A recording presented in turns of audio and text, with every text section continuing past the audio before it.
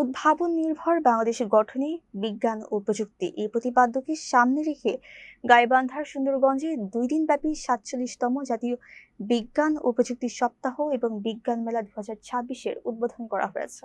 শনিবার উপজেলা পরিষদ চত্বরে আয়োজিত এই মেলার উদ্বোধন করেন প্রধান অতিথি গাইবান্ধা জেলা প্রশাসক মোহাম্মদ মাসুদুর রহমান মোল্লা। প্রধান অতিথির বক্তব্যে তিনি বলেন, বিজ্ঞান ও প্রযুক্তি নির্ভর শিক্ষা বিস্তারের মাধ্যমে তরুণ প্রজন্মকে উদ্ভাবনী চিন্তায় উদ্বুদ্ধ করতে হবে।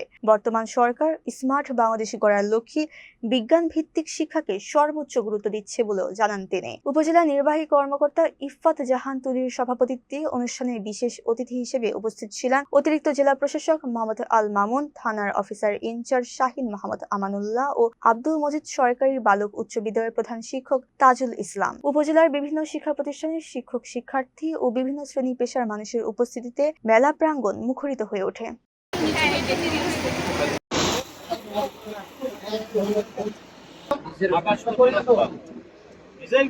হাইব্রিড সোলার প্যানেল ওই টাকাটা পরিমাণ আমরা পাচ্ছি এবং সেটা আমরা সংরক্ষণ করেও রাখতে পারবো।